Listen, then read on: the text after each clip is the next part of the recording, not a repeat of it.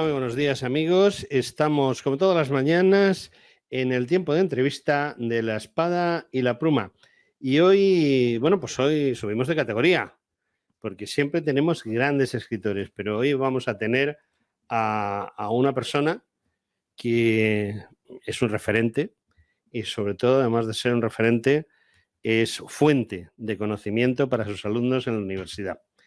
Y esta persona, que está aquí a mi izquierda, sin ningún ánimo ideológico, es don Alfredo Alvar Ezquerra. Buenos días. ¿Qué tal? Buenos días. Encantado de estar con ustedes y con todos los oyentes. Encantado. Bueno, pues muchas gracias por venir.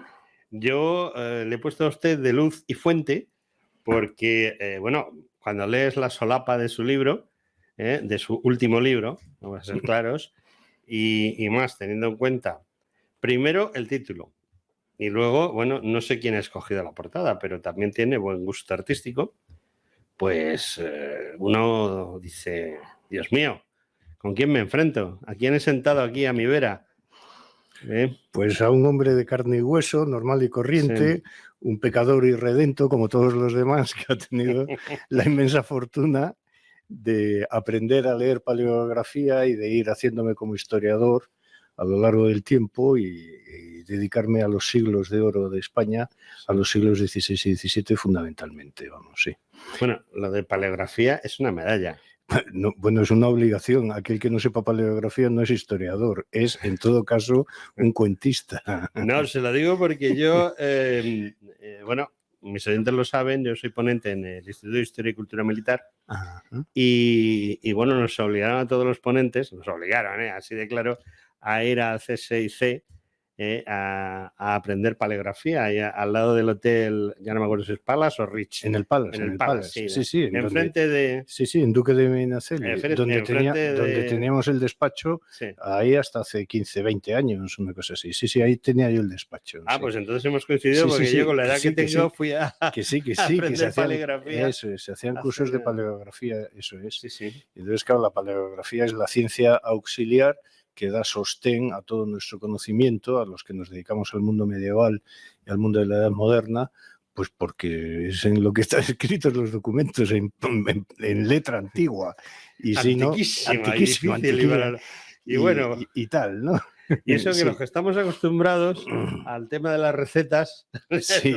Somos capaces de leer cualquier cosa. Sí, ¿no? Bueno, y un niño cuando tiene que leer la letra de sus padres también, de aquí que pone, bueno, pero bueno, esto es otra historia. No, verdaderamente hablando en serio, para ser un historiador del siglo XVI o del siglo XVII hay que leer paleografía porque hay que ir a los archivos a manejar documentación virgen, que hay mucha, nueva, o hacer crítica del documento anterior, pues claro, y en función de esa letra, ¿no? Y además uno va a un archivo notarial y el archivo notarial tiene un tipo de letra y cada escribano la suya, y si aquel día tenía fiebre el escribano, pues también. Entonces hay que, en fin, todo esto es una técnica científica, es entretenidísimo. Sí, no, doy fe y le puedo asegurar una cosa, que yo me iba todos los días cuando terminábamos el curso ya con dolor de cabeza a mi casa. Sí, claro.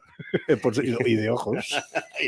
Si no, no se estudia paleografía. Es impresionante porque hay una serie de, digamos, ciencias auxiliares de la historia, aunque suene raro lo de ciencias auxiliares, que los que nos dedicamos a ellas, usted se dedica a la paleografía. Yo a la vesilología, por ejemplo.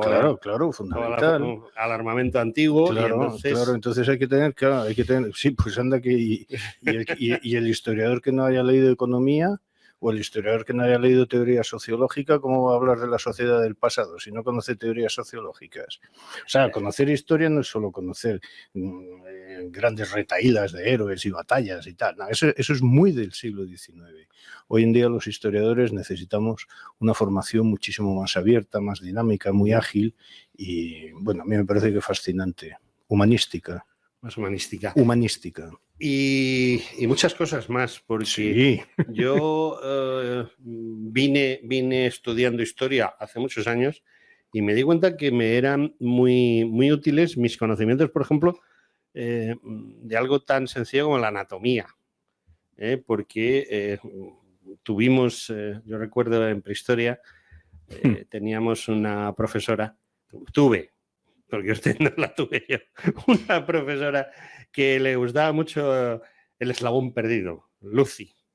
Dios mío, tengo que reconocer que Johansson, me parece que se llamaba el individuo este norteamericano, de origen por el apellido sueco por ahí, no tenía ni idea de anatomía, eso sí, escribía muy bien. Hay que reconocerle que escribía muy bien y estoy completamente seguro que acabó de jefe de marketing de Coca-Cola.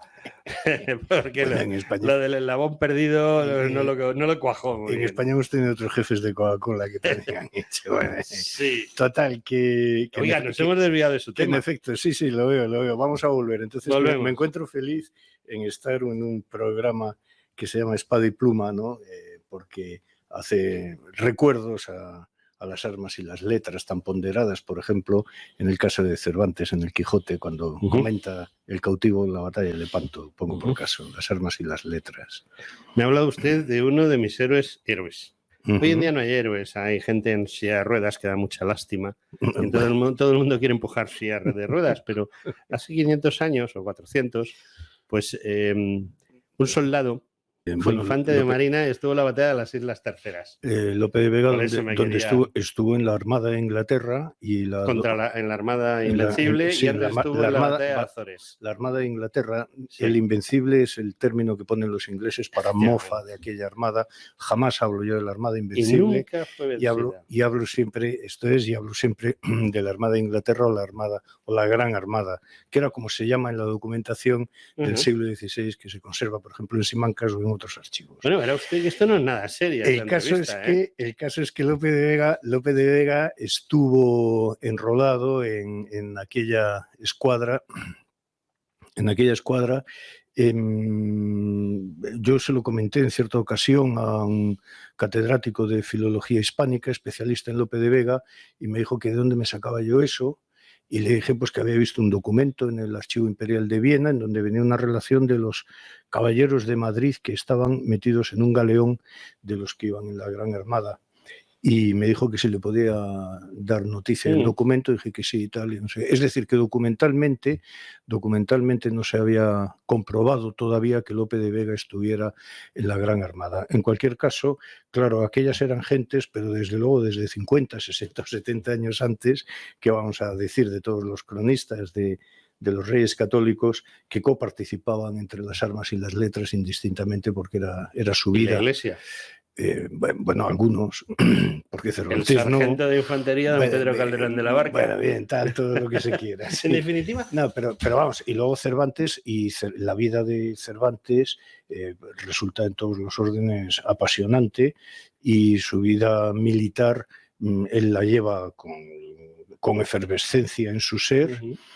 Y luego su cautividad y todo, sí, ¿no? En este sentido, desde luego, desvincular a Cervantes de aquel mundo de las armas y de las letras es un sinsentido, ¿no? Él vivió el ser militar y él se enroló porque quiso, según él mismo declara en sus escritos, según él mismo declara. Es que prácticamente todos los hombres de letras de esa época, bueno, casi todos. No, eso es, yo no me atrevo a decir. Porque Quevedo fue espía.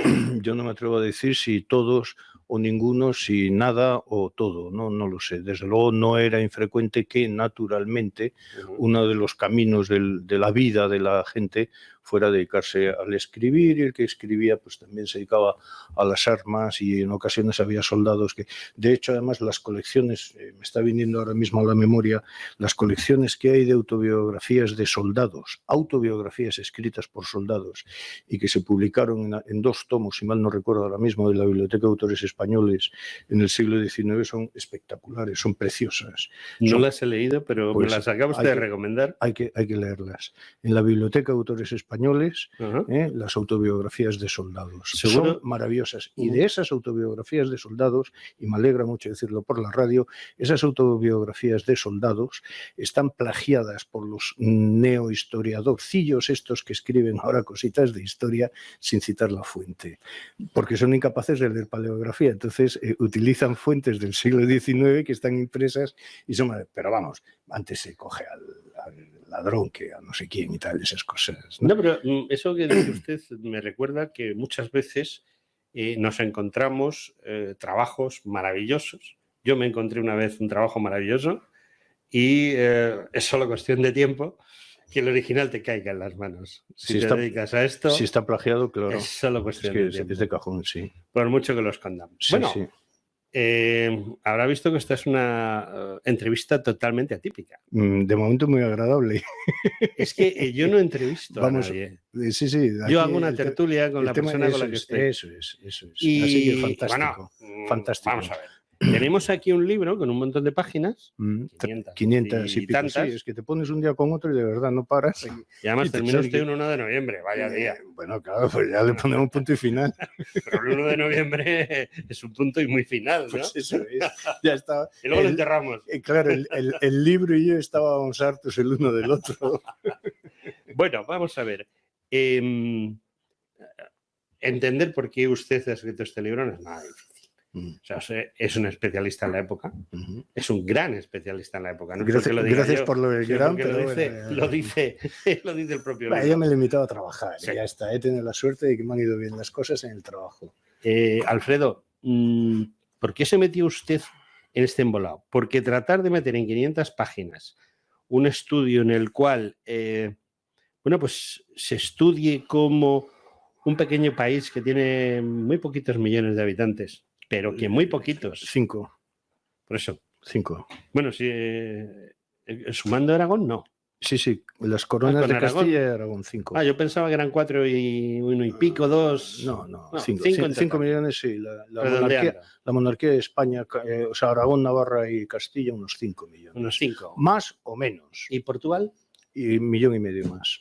Más o menos. Bien, y con 7 millones, o sea, alargando, 7 millones, te vas y 2/3 del mundo son tuyos. La que organizas, ¿eh? Ahí tiene que haber muchas virtudes en esa sociedad, sí, ¿verdad? Me parece que esta sociedad no tiene esas virtudes. Sí, esta sociedad las tiene, lo que pasa es que las tiene ocultas. Las tiene guardadas en un cajón. Las tiene guardaditas. Y entonces hay que recordárselas, ¿verdad? Sí. E ir extrayéndolas, e ir enseñando de nuevo, ir intentando manifestar que tiene ventajas el tener alguna virtud, no solo las morales o las de los mandamientos. Entonces el libro, que lleva por título Austrias, Imperio, Poder y Sociedad, yo quise hacer hincapié en la cuestión de la sociedad, es decir, aquel imperio que dura 200 años o 300 si unimos el mundo de los Borbones. Lo que pasa es que no lo incluyo porque la España de los Borbones sufre tantas transformaciones administrativas y en todos los órdenes que es, digamos, bueno, en efecto es otra dinastía, es otro mundo, ¿no? Pero bueno, da igual. Los siglos XVI y XVII, en cierto modo, pueden verse como una unidad más o menos compacta, aunque con sus evoluciones y sus cambios. Pero a mí lo que me interesaba mucho era demostrar que un imperio bihemisférico no se puede mantener tan solo porque no sé qué tal. No. Ahí es que la gente está implicada en el mantenimiento, encuentra ventajas al funcionamiento de ese sistema de poder. Y entonces lo que he ido dilucidando en el libro es que cuáles son las ventajas en ese sistema universal de poder. En primer lugar, desde luego, la lealtad a una dinastía. Ellos sirven a un rey, al rey Carlos, al rey Felipe, al rey Felipe, al rey Felipe o al rey Carlos, quinto, segundo, tercero, cuarto, segundo. Bueno, ellos sirven a una dinastía, la Casa de Austria, que está puesta por Dios, y ellos pues, se sienten vinculados a esa dinastía, a la dinastía y a los reyes, no a la persona física o a los caprichos o descaprichos de los reyes, que eso es parte de la constitución pecaminosa del ser humano. En segundo lugar, se sienten vinculados por lealtad a una religión. Solo hay una religión que merezca la pena, es la religión católica, que es la verdadera, y para rebatirlo, pues asómese usted a las guerras de religión que hay en Francia, con la noche de San Bartolomé, entre otras, etcétera, etcétera, o a lo que ha estado ocurriendo con los luteranos en Alemania. Pues esto es lo que hay. Mientras que aquí en España los católicos, que es católica, estamos tan a gustito, esto está tan tranquilo, ¿no? Y luego, claro, todo esto a su vez puede ser, digamos que sostenido, porque existe un algo fundamental que se llama la movilidad social. Obviamente no de toda la población, no, claro que no. No vamos a ser estúpidos, no vamos a ser estúpidos afirmando demagogias de otro tipo, no. Pero que, sin embargo, existía una movilidad social porque el imperio o la monarquía de España necesitaba de sus gentes para tal, por supuesto. Es decir, conforme va teniendo lugar la conquista de los virreinatos, que no colonias, de los virreinatos americanos, se va necesitando gente de letras, de derecho y de religión, pero de derecho, que sepan trasladar el sistema legislativo de Castilla a América, a Indias, ¿no? Y esta gente, ¿de dónde se extrae a tanto juez, fiscal, abogado, no sé qué, no sé cuánto, a tanta gente de letras, de letrados? ¿De dónde se extrae? Pues de donde se puede, de todas partes. ¿Dónde se forma? En las universidades. ¿En qué universidades? Fundamentalmente en las universidades de Castilla, que existían además pues, becas en algunas ocasiones para que los estudios pudieran tener lugar, gentes del común, etcétera, etcétera. Bueno, en fin, es un sistema mucho más complejo de lo que da tiempo de explicar ahora y que, sin embargo, lo he intentado desarrollar como he podido en el libro. Yo le quería preguntar una cosa, porque yo veo ciertas similitudes entre los Austrias y Roma, en el sentido de que a la que se llega a América, indiscutiblemente, se encuentra a unas personas que ya vivían allí, con un sistema legal discutible, con un sistema en el cual pues los de abajo era fácilmente que acabasen muertos y comidos por los de arriba, como pasaba en México o en Perú, etcétera. Y hay una cosa que está muy clara, y es que cuando se está acabando esas provincias españolas de América, son precisamente los indígenas, los que provienen de los indígenas, los que quieren defender la corona. Pasa algo parecido al Imperio Romano, en el sentido de que los 5 millones no hubiesen sido capaces de mantener eso si no hubiese sido porque la gente que se incluye en esa corona española, en esa corona de los Austrias, estuviese mucho más a gusto con los españoles que con lo que tenían antes. ¿O estoy equivocado? No tiene por qué estar equivocado. Yo no, a lo mejor no he hecho bien la pregunta. Sí, sí, está clarísimo, pero voy a contestarle. Yo no quiero entrar en grandes alaracas sobre los españoles en Indias ni nada por el estilo, porque no es necesario hacerlo. Los datos objetivos ahí están y punto. La capacidad de pacto de los castellanos, sobre todo los castellanos, que son los que cruzan el Atlántico, porque la corona de Aragón, como tiene sus fueros y sus historias, quiere sus historias y ahí se quedan en el Mediterráneo, mientras que los castellanos, pues tienen, es verdad, pasan a América, Filipinas, Asia, etcétera, etcétera. Bien, no lo digo con segundas.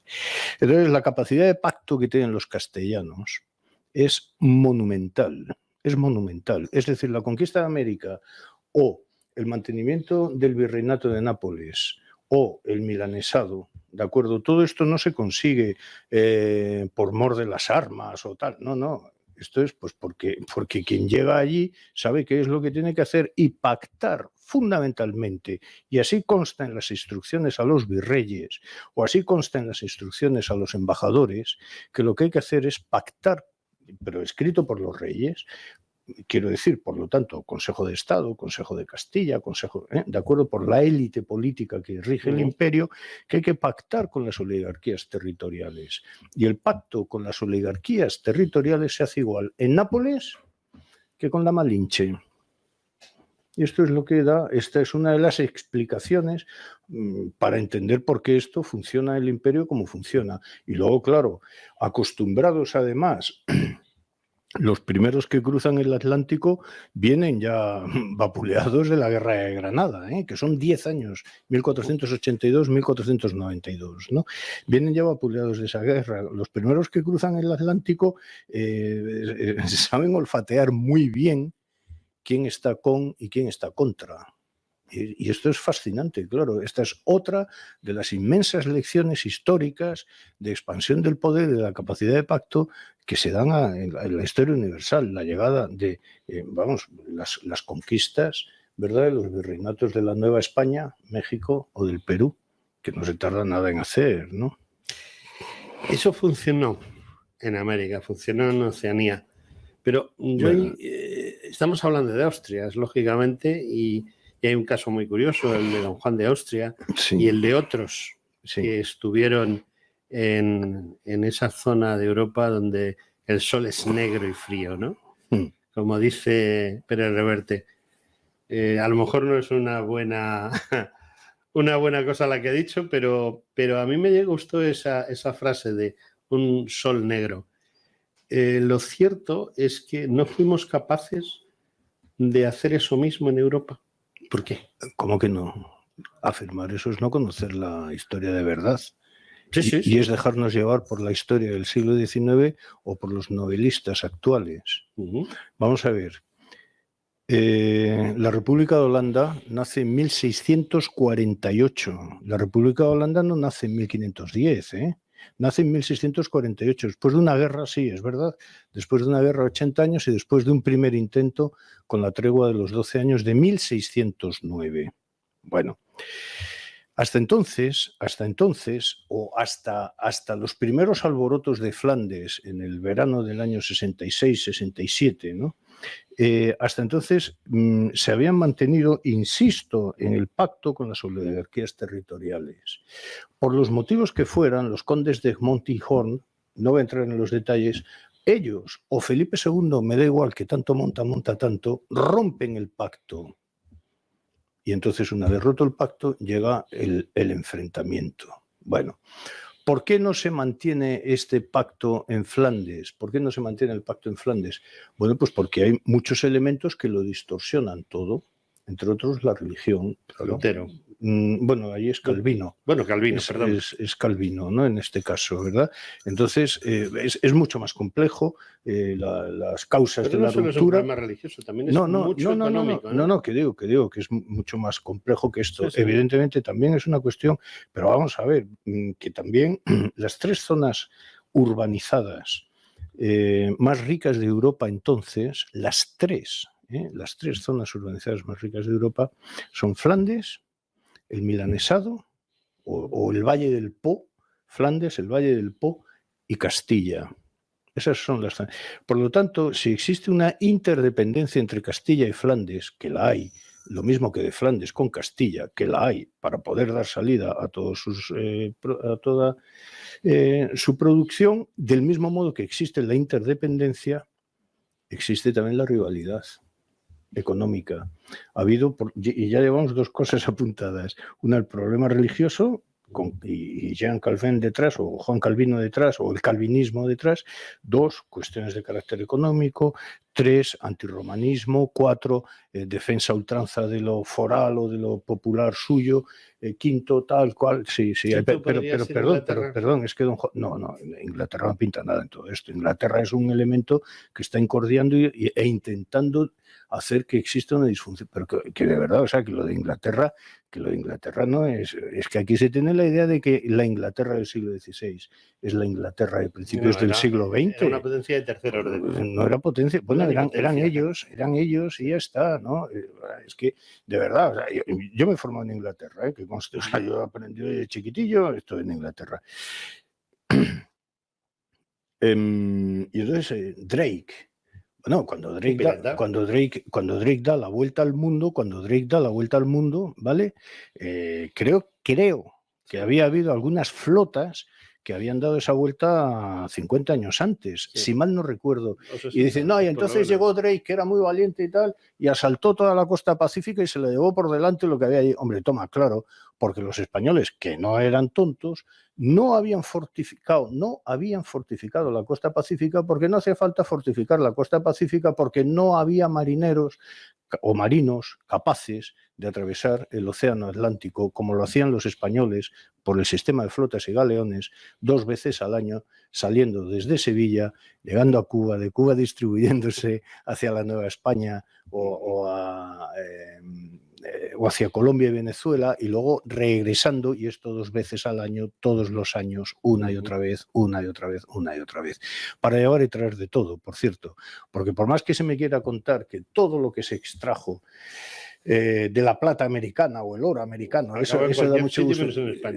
No, es que a mí lo que me gustaría es que los bocazas que tanto hablan, que viajaran un poquito por América, que viajaran un poquito por América, que fueran a León de Nicaragua, que bajaran a Ushuaia, que fueran a Quito o que estuvieran en México, en el Distrito Federal, y que me dijeran si todo eso que hay construido, todo lo que hay construido, desde Arizona hasta Ushuaia, ¿cómo se hizo? ¿Con papel maché o con unos materiales que no los tenían en Europa? Algo se quedó allí, algo debió quedarse tal vez allí. Por cierto, y ahora nos vamos a Ghana.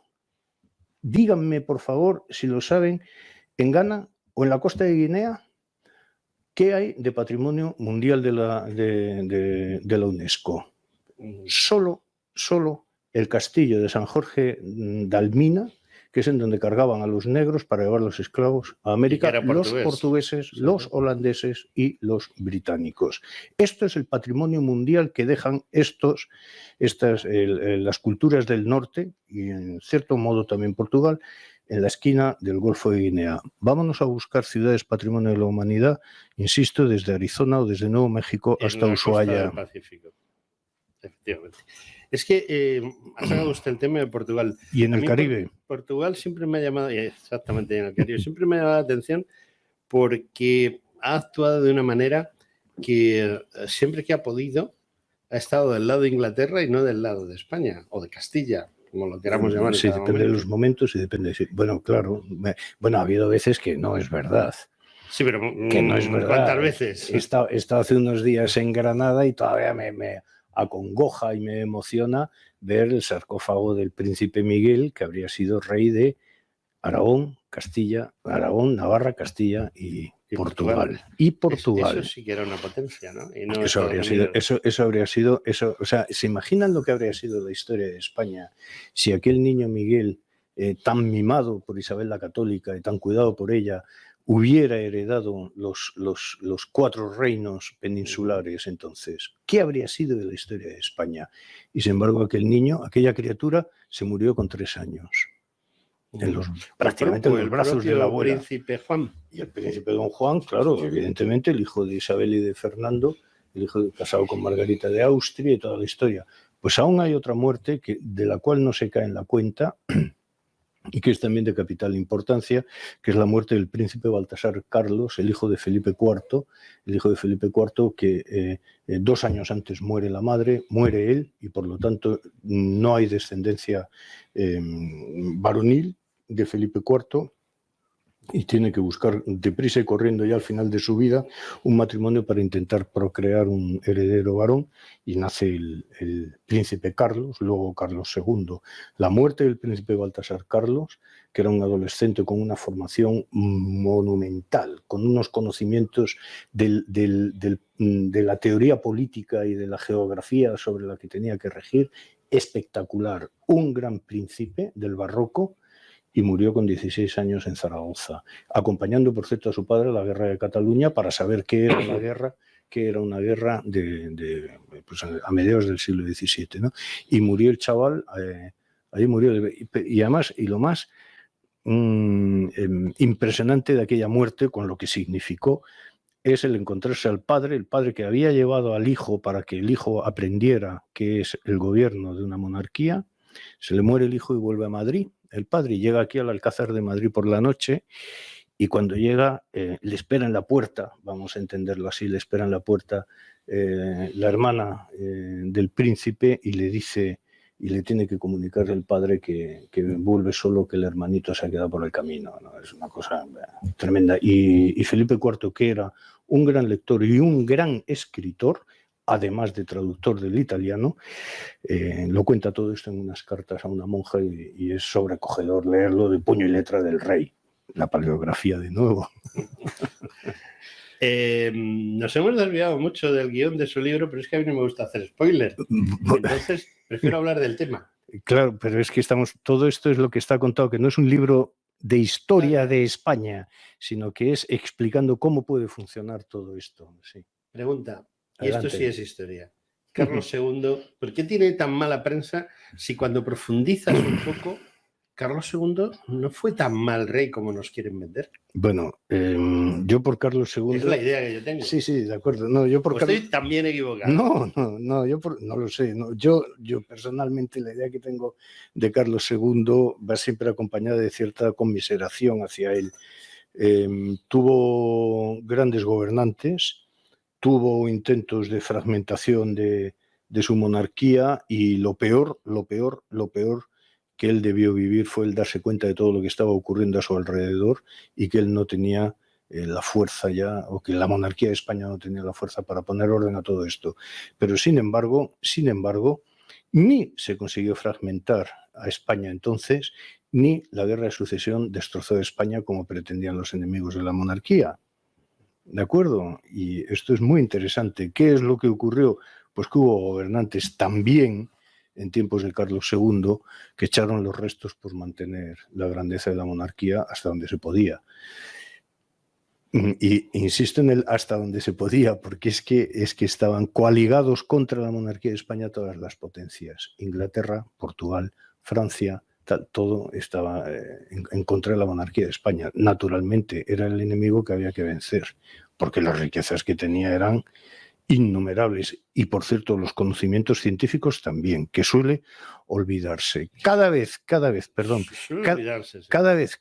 que una flota inglesa conseguía, porque no siempre lo conseguía entrar en puerto y saquear una ciudad, el primer sitio al que iban en puerto era a los archivos, o quemar los archivos o robarse todos como pasó en Filipinas, todos los cartulanos, y en Vigo y en Cádiz, todos los cartulanos que hubiera y todo. Sí, o sea, esto es así, sí.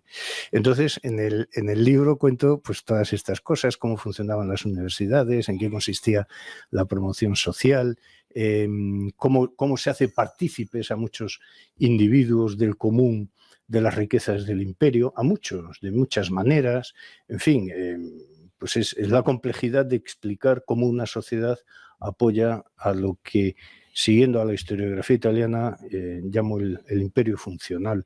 Era un rompecabezas de piezas que todos se ayudaban entre todos para mantenerse entre todos, porque si algo fallaba se venía abajo todo, y los napolitanos eran felices con pertenecer a la monarquía de España, porque si no pertenecían a la monarquía de España, hubiesen sido franceses. Turcos, también. Moritos, todos, claro, es lo que hay, ¿no? Es lo que hay.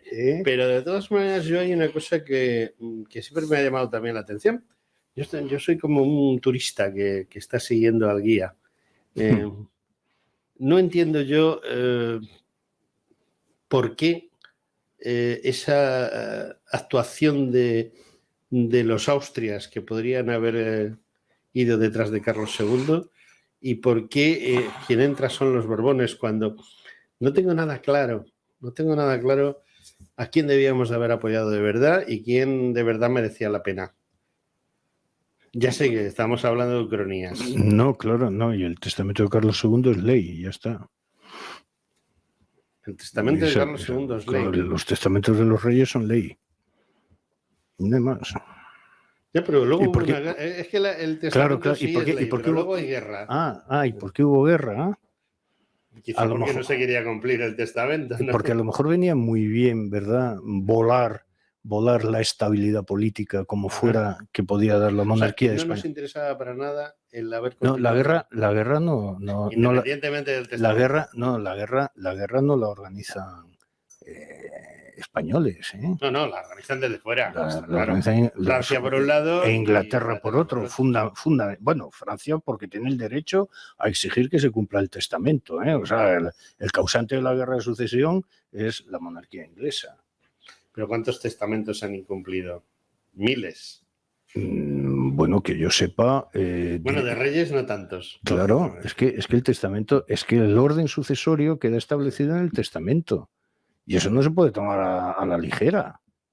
No, si eso es ley, es una ley además muy sagrada, muy sagrada. Claro, y entonces ahí está establecido el orden sucesorio a la monarquía de España. Y punto. Y los ingleses dicen que no lo quieren cumplir. ¿Cómo se soluciona eso? Con una guerra. Que además la con mayor una parte guerra se hace aquí. mundial. Bueno, pero que es una guerra que se expande por todo el planeta, ¿eh? Ojito que es una guerra mundial. Sí, pero en todas las guerras en las que interviene Inglaterra en contra o a favor, porque luego lo veremos en 1800, Inglaterra procura arrasar todo lo que significa España. Bueno, claro. Y nosotros habríamos hecho lo mismo. Pero no lo hicimos, no nos dieron la oportunidad. Bueno, pues luego queda la duda. No, porque los sistemas imperiales y de expansión son diferentes, ¿no? Pero vamos, se habría hecho. Yo creo que debería haberse hecho igual. De todas maneras. Es decir, y aquí en Madrid, pues eso, vuelan la fábrica de porcelanas del Buen Retiro, por ejemplo, ¿no? Y los aliados. Y otras lindezas que le debemos al Duque de Wellington. Sí, bueno. San Sebastián, algunas capitales de la raya con Portugal que las arrasó de mala manera. Etcétera, sí, etcétera. Claro. Sí. Y yo, de todas maneras, entiendo muchas cosas y otras no las entiendo, claro. No, yo soy el periodista que pregunta. Y yo el historiador que intenta responder. No sé, venga, vamos. Pero, vamos que empieza San Isidro. Mucha gente que va ahora de hispanista por la vida, pues trata de explicar los desastres del 18-19, el 18 básicamente, porque quizá los Borbones no fuesen tan prohispánicos como debieran. Eso es un disparate. Es que hablan de que nada más llegado Felipe V aquí, precisamente es cuando empieza la leyenda negra a moverse en España. No. Eso lo dicen muchos hispanistas. Bueno, lo de hispanistas se lo ponen ellos mismos, ¿eh? Bueno, y ya sabe usted a quién me estoy refiriendo, más o menos. Bueno, vamos a ver. No vamos a personalizar, ¿no? Bueno, sí, además es que España que tiene muchas cosas un poco palititas, o ha tenido muchas cosas palititas. Cada día más. Ha tenido muchas cosas palititas. Lo de, es que lo ha dicho un extranjero, entonces tal. No, perdona, el extranjero se rige por los mismos intereses objetivos o subjetivos que el historiador local. Pero bueno, esta nos ha tocado. Todas las dos grandes dinastías que han reinado en España son de orígenes extranjeros. ¿De acuerdo? La Casa de Austria, creo que por su propio nombre indica, no es de origen español. La madre de la Casa de Austria es una hija de Isabel la Católica. Ya, sí, bueno, ya, pero el padre, ¿qué tal? No, quiero decir que bueno, sí, pero la abuela... más genes por la madre que por el padre, dice. Sí, la abuela de los médicos. Y la abuela de Felipe d'Anjou es española. Bueno, lleva razón. Es que si no habría habido, claro, el testamento famoso. Claro, pues es que es lo que pasa, es que es la hija de Felipe IV, la que transmite la línea de la monarquía, los derechos a la monarquía de España. Esto es así, es decir, no es que vengan unos paracaidistas que caen aquí y tal, y que no, los Borbones proceden por sanguinidad de los Austrias. Punto. Lo mismo que los Austrias proceden por consanguinidad de los Trastámara. Es lo que hay. Y esto es lo que hay. ¿No? Entonces, pensar que los Austrias, como he oído, y no hace mucho, los Austrias... Yo le estoy planteando toda la leyenda negra que se oye. Si yo como veo estoy encantado de responder a todo lo que haga falta. Y entonces dice, es que los Austrias, he oído estas majaderías, porque yo creo que no se puede calificar con piedad. Majaderías de gente que habla exprofeso y tal, ¿no? Que te dicen, los Austrias que eran alemanes, bueno, vamos a ver, ¿Los alemanes? Los Austrias no eran alemanes, que yo sepa. Serían austríacos en todo caso, como su propio nombre indica. Vale. Venían solo a robar a España. Pero qué imbecilidad está usted diciendo. O sea, pero ¿usted qué ha leído sobre Felipe IV? Pues Felipe IV deja las cosas por escrito y Carlos V las deja por escrito. Creo que se retiró a morir a Yuste. Y Felipe II deja sus pensamientos, sus introspecciones, las deja por escrito. Hombre, lo que hace falta es hablar menos y estudiar más. ¿Puedo hacer una pregunta de cotilleo? Adelante. ¿Por qué se fue a morir a la raya? Dice, por la raya entiendo la frontera sí, hispano-portuguesa, que no existía en ese momento. Bueno, Porque no, las fronteras siempre existen, por siempre Dios. existen, pero vamos a No, ver. la de Castilla con Aragón existe y Sí. tiene además unos topónimos que Sí, todavía... aduanas y a pagar. Aduanas y a pagar, claro, puertos secos, Sí, son puertos eso secos. está claro. Claro. Pero a mí siempre me ha llamado ¿Que por qué se fue a Ayuste? ¿Que por qué se fue a Ayuste? Sí. Pues no se sabe. Ah, no se sabe. No se sabe, pero se retiró al sitio más alejado y tranquilo. Él tenía, vamos a ver. Es un hombre que había vivido mucho y tenía ganas de descansar, eso está claro. Sin duda alguna. Y un además, ácido úrico por las nubes. Y además tenía, sí, pero allí con bien, y además tenía cierta propensión a la depresión. Tenía cierta propensión a la depresión. Yo no tengo la más mínima duda de que cuando él enviuda de la emperatriz Isabel, de la que estaba absolutamente y enloquecidamente enamorado, y ella de él. Entonces él quiere irse. Pero es tal la inmensa responsabilidad política que tiene Carlos V, es tan grande la responsabilidad política, que él se encuentra con el siguiente problema, diríamos hoy, constitucional. Si abdico... ¿A quién? Perdón, si abdico, que no dimito, que es que he oído a alguno de los que escriben novela histórica que hablan de la dimisión. No, los reyes no dimiten, abdican. Son cosas distintas, tal vez. Se dimiten los políticos. Esto es. Bueno, entonces... si abdico, le dejo el trono, por ejemplo, a mi hijo Felipe, ¿de acuerdo? Sí. A la sazón, cuando muere la emperatriz Isabel, el futuro Felipe II tenía entonces 9 años.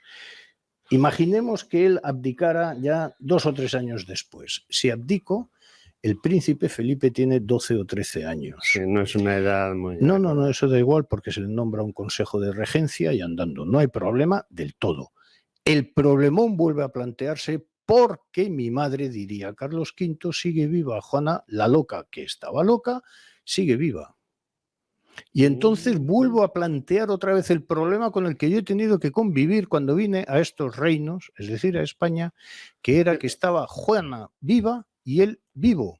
Y entonces esto es fascinante, se ve en la documentación. Claro, para esto hay que ser historiador. Volvemos a la paleografía. Me ha pillado, no sé por qué. Entonces hay que volver a la documentación. O sea que yo nada porque soy un negado. Yo también, pero me lo invento todo. Durante un periodo... Por eso yo escribo de Aníbal. Bien hecho. Durante un periodo la documentación la firman Juana, reina de Castilla y León, y Carlos, rey de Castilla y León. Y resulta que es elegido Carlos emperador, porque aquí hay un Carlos I y luego un Carlos V emperador. Esto hay que tenerlo también, estas pinceladitas hay que tenerlas muy claritas en la cabeza, es muy importante. Y entonces cuando Carlos es elegido emperador, se produce un cambio diplomático, no de relaciones exteriores, sino en la diplomática, en la documentación, que es fascinante, porque la documentación empieza a firmarse don Carlos emperador y doña Juana, reina de Castilla y León, y don Carlos, rey de Castilla y León, tacatá.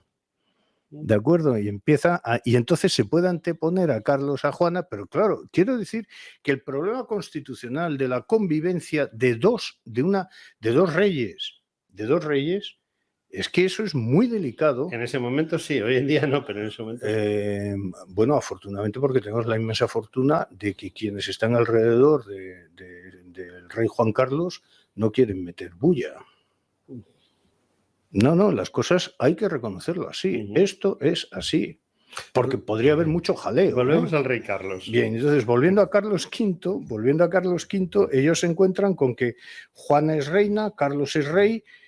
Si Carlos abdica, el príncipe Felipe pasa a ser rey y tiene 10 o 12 años. Pero es que no son los 10 o 12 años del niño. Es que es la casa del rey. Esos políticos que hay alrededor que pueden generar un conflicto, un enfrentamiento con la otra casa del rey o de la reina Juana. En fin, el jaleo es monumental. Y el desdichado de Carlos V aguanta lo indecible porque estaba de luteranos, de católicos, de alemanes, de los otros, de los de aquí, de los Todos turcos, le de daban problemas. todos, Disgustillos. todos. Y el tío estaba aburrido, pero sé lo que le gustaba a él eran otras cosas y tal, estar tranquilito. Sí, mejor no digamos Y, no, que otras cosas. vivir tranquilo y tal, y no sé qué. Entonces ya, claro, cuando... La señora, le gustaba vivir tranquilo y las señoras. Sí, bueno, pues vamos a poner la mano en el fuego a los varones que no les gusten las señoras, que esa es otra. Aquí Hoy en está día todo es el muy mundo... normal. Sí, claro, pues, y en el siglo XVI también. Sí. Y antes, por eso la Iglesia Católica lo pone como el sexto mandamiento, el pecado mortal, porque saben de qué va, claro, hombre. Bien, y entonces muere la reina Juana, Y ya cambia Juana la de situación. Castilla, muere la reina Juana de Castilla, oye, a los 2 años abdica Carlos. Inmediatamente. ¿Cuántos años tenía Felipe II en ese momento? En el 56-29. De todas maneras, hay una cosa que se me acaba de ocurrir. Yo nunca he leído en ningún sitio Felipe I. Que Felipe I. Felipe El Hermoso, sí. Pero en ningún sitio lo ponen como No, Felipe sí, I. sí.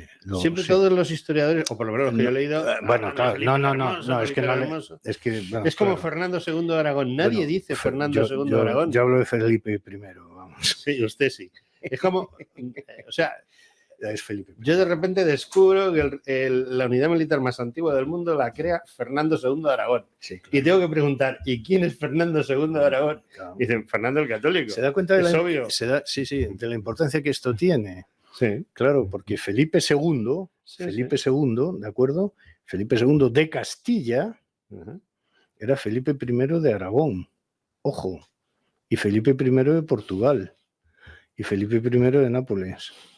Ojo, que la denominación va en función de los territorios. Lo que pasa es que la historia construye, ¿verdad? O se construye estos títulos superiores, ¿no? Felipe II en Castilla, o sea, Felipe II, cuando firma como rey de Aragón, firma como Felipe el I. ¿De acuerdo? Y Felipe el Hermoso es Felipe I en Castilla, sí. Y luego lo que pasa es que también estas denominaciones de los reyes pues, se alteran un poquito, se quitan, ¿no? Bueno, y Felipe no fue rey de Aragón, además, claro que ayer era Fernando el Católico. ¿De acuerdo? Que es el que está vivo. Fernando es el que está vivo. Está vivo muy vivo. Y muy vivo, que esto es muy interesante también. Que tenemos ahí una reina de Navarra. Que Fernando el Católico. Y hay un problema también muy serio. No, y que tienen un hijo, Juanillo de Valladolid, que muere a las pocas horas de nacer. Que si no. Gracias a Dios, digamos. O no. Porque la corona de Aragón se habría ido por allí y la corona de Castilla por allá. Y entonces. Fíjense cómo no se puede jugar, cómo no se debe ni se puede jugar con las constituciones a medio plazo en la historia. Cómo es un disparate andarse jugando con estas ascuas, ¿no? Porque además, quien con niños o el que con cerilla tal, o el que juega con cerilla se quema. Fíjense. Fernando e Isabel mantienen unidos, pero no es una única unidad institucional, a la vista está, mantienen unidas las coronas de Aragón y de Castilla. Es una confederación. Es una confederación, es una unión, digamos, sentimental, en muchas cosas es política, están los pactos de Segovia de 1475, de la Navidad de 1474-1475, bueno, existe una Doudes y tal, es un pacto muy interesante el que firman en Segovia Fernando e Isabel. Firman un pacto en Segovia, Fernando e Isabel, para poder regir la corona de Aragón y la corona de Castilla, que no se olvide. Bueno, y cuando muere la reina Isabel, la que muere es la reina de Castilla, porque el rey de Aragón, Fernando, está vivito y coleando. Que no se olvide, para todos estos de tanto. No, esto fue así. Y quien viene a reinar a Castilla es Juana. ¿De acuerdo? Ella es la reina de Castilla, no es al que se le llama el rey Fernando, pero no es el rey Fernando. Sí, pero él no quería renunciar a mandar en Castilla, ¿no? Obviamente, porque él además probablemente tenía una visión mayor de la unidad de España que Isabel. Que para entendernos y de manera muy brusca, se puede decir que Isabel era más foralista castellana que Fernando, que veía con mucha más habilidad y con mucho más ingenio la necesidad de la unidad de los dos territorios. Pero cuando ve que viene aquí Felipe, que Juana hace cositas que la distancian los pies del suelo. Y todo esto, él dice, o sea, de todo lo que yo he estado construyendo con doña Isabel, ¿se me puede venir ahora aquí a desmontar todo esto? No, yo me lo monto por libre. Entonces es cuando casa con Germana de Foix, la deja embarazada y nace un niño, Juan, que nace en Valladolid, por cierto, que también es significativo, que anduviera Fernando tal y no sé qué. Y el rey de Aragón tiene el hijo en Valladolid. Suena raro. Bueno, sí, ¿verdad? es que todo es más complejo que un titular de prensa, ¿no? Y ese niño muere. Al morir ese niño ya queda disuelto otra vez toda la historia esta, ¿no? Pero esto es lo que pasó entonces. Esto es lo que pasó. Es decir, los años desde la muerte de Isabel, noviembre de 1504 en Medina del Campo, hasta el final de la guerra a las comunidades, por ejemplo, batalla de Villadar, el 23 de abril de 1521, son 17 años constitucionalmente muy, muy, muy delicados. No es para andarse con jueguecitos. Y aquí en la península se pasa muy mal en aquellos años tan gloriosos, por otra parte, que Juan Sebastián Elcano le está dando la vuelta al mundo mientras tanto sin enterarse nada de lo que pasa aquí. Es alucinante, es fascinante. No, pero es curioso porque si echamos mano de... Yo estoy completamente seguro que después de leer su libro, que no he tenido tiempo yo todavía de meterlo. Yo tampoco. Pero usted lo ha escrito y lo ha corregido, me imagino. Supongo. Por arriba. Pero yo no he tenido tiempo yo de echarle todavía un vistazo a fondo, porque a mí me gusta leer las cosas. Cuando leo algo, leo muy poco. Porque es que me llegan las cajas de libros. Se llama tiempo. Todas las editoriales. Pero está impreso, ¿eh? No mire, aquí hay 3 libros y este es de la Esfera y aquel es de Almuzara. Sí. ¿Qué significa? Pues que me inundan. Yo no puedo leerlo. Pero vamos, que esto está impreso, no está manuscrito, por lo tanto no necesita paleografía para leerlo. Por eso, mire usted, yo estoy muy agradecido a Adolf Schulten. Sí. Porque él se entretuvo en leer a los clásicos. Claro, y hacer ediciones como Dios manda, claro. Para poder leer lo que hizo Aníbal, ¿no? Claro, o sea, estoy muy agradecido. Y a usted ya también. Bueno, también. Me alegro. Tenemos verdaderamente el siglo de oro es el 16. Y el 17. Bueno, pero el 16 por los gobernantes. Y el 17. O sea, ¿no hay ostras mayores y menores, como dicen algunos? Eso es una cosa del siglo XIX, pero ¿cómo se puede decir austrias menores a un Felipe III que la herencia que recibe de su padre la pasa íntegra a su hijo? Lo que Felipe III recibe lo pasa íntegro a su hijo.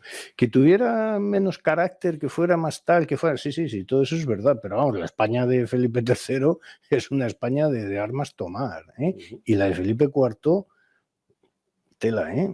Bueno, también digamos que tenían buenos presidentes del Consejo de Ministros, aunque no sean ministros en esa época.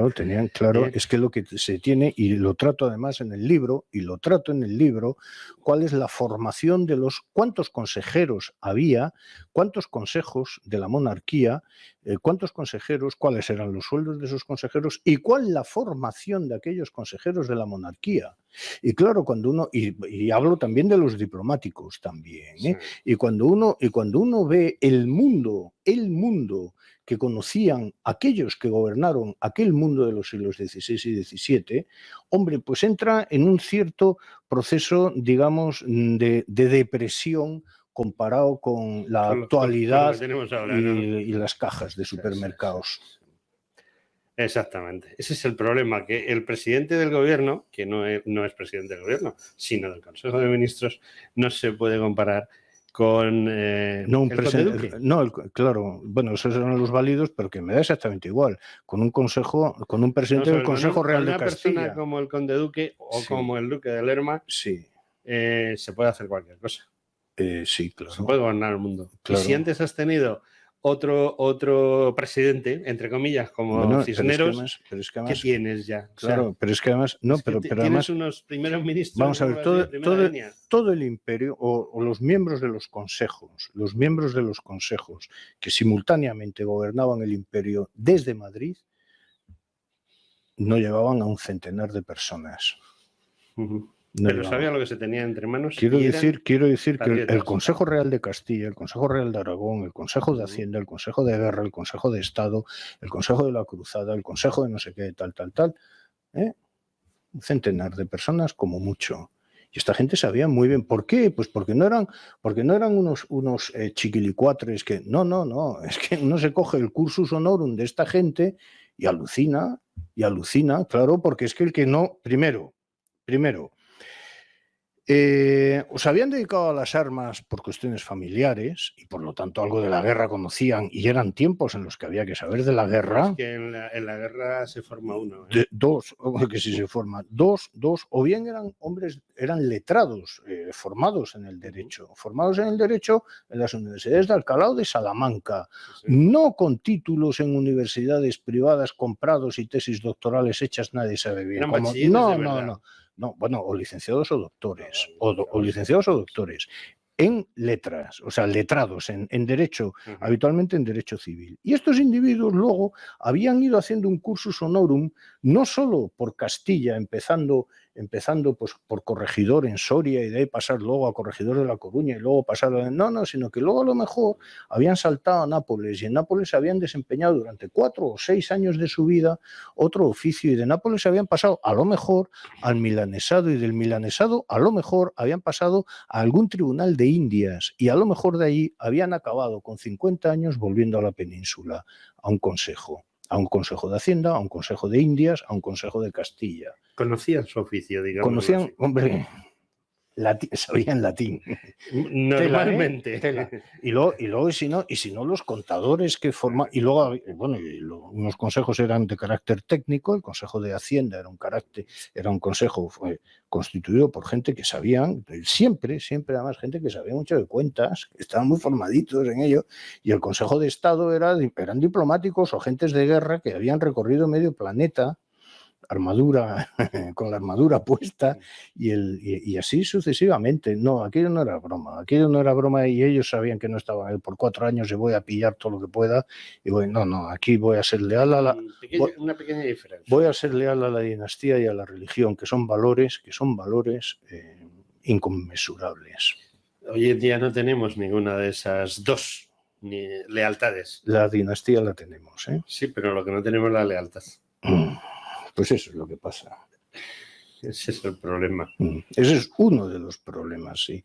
El de no reconocer un poder superior, ¿verdad? O una virtud superior a lo que compartimos los demás mortales.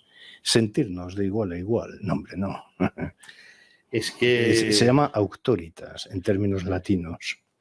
Decían que todos somos iguales, bueno, unos más que otros. Sí, unos más que otros, y depende de lo que tengas en el bolsillo. Iguales que otros. Para buscarte mejores abogados. Tengo un problema. ¿Y yo? ¿Cuál es? Bueno, yo no voy a entrar en detalles. Yo solo uno, lo tengo aquí a mi derecha. Sí, se llama tiempo, ¿no? Se llama tiempo. Tempus fugit, que decían los clásicos. Es un Fórmula 1. Va a haber que cortarlo. No, vamos justitos. Muy bien. Es 1 hora y yo creo que no voy a poder poner ni la música. Bueno, y nos hemos quedado ya sin tiempo. Pues no se puede comprar. Don Alfredo, lo siento muchísimo. Aunque seguiremos ahora después hablando. Ni el tiempo ni la dignidad se pueden comprar. Espero su visita. Cuando quiera. Para hablar de muchas cosas, porque, bueno, lo que pasa es que hemos estado hablando de una época y de unos personajes y no hemos hecho spoiler, como dicen ahora, del libro. Sí, lo cual no lo hemos reventado. No lo hemos reventado, se dice en español, ¿no? ¿Por qué tengo yo que decirlo en inglés? Claro, es que no lo entiendo. Yo tampoco. Yo no entiendo qué es spoiler. ¿Quiere reventar? Lleva usted razón. ¿Quiere usted reventar? No, pues no lo ha conseguido. Don Alfredo, muchas gracias. Nada, a ustedes. Un placer. Amigos, fuera ya de tiempo prácticamente.